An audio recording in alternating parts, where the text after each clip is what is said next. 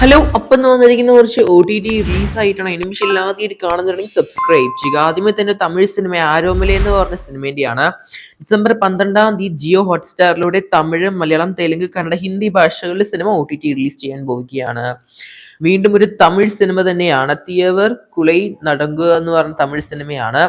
എന്തായാലും ഈ ഒരു സിനിമേന്റെയും OTT റിലീസ് ഡിസംബർ മാസം 12 സൺ നെക്സ്റ്റ് വഴിയാണ് റിലീസ് പ്ലാൻ ചെയ്യുന്നത്. അതും ഈ വരുന്ന ഡിസംബർ 12 കാത്തിരിക്കാം നമുക്ക് ചിത്രത്തിന്റെ OTT റിലീസ്. തമിഴ് പതിപ്പിൽ മാത്രമായിട്ടായിരിക്കും പടം OTT റിലീസ് ചെയ്യുക.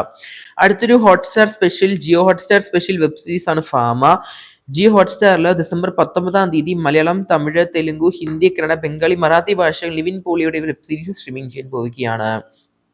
അടുത്തൊരു മലയാള സിനിമയാണ് ഫെമിനേച്ചി ഫാത്തിമ എന്ന് പറഞ്ഞ സിനിമ. മനോരമാക്സ് ആണ് ചിത്രത്തിന്റെ OTT അവകാശങ്ങൾ മേടിച്ചിരിക്കുന്നത്. ഡിസംബർ മാസം 12 അല്ലെങ്കിൽ നാളെയാണ് പടം ഒഫീഷ്യലായിട്ട് OTT റിലീസിന് പോകുന്നത്. കാത്തിരിക്കുന്ന നമുക്ക് ഈ ഒരു സിനിമയ്ക്കായിട്ട്.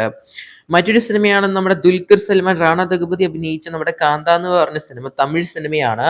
തമിഴ്, തെലുങ്ക്, ഹിന്ദി, മലയാളം ഭാഷകളിൽ അതുപോലെ തന്നെ കന്നഡ ഭാഷകളിൽ സിനിമ ഡിസംബർ 12 നാളെ നെറ്റ്ഫ്ലിക്സിൽ സിനിമ OTT റിലീസിന് പോവുകയാണ്.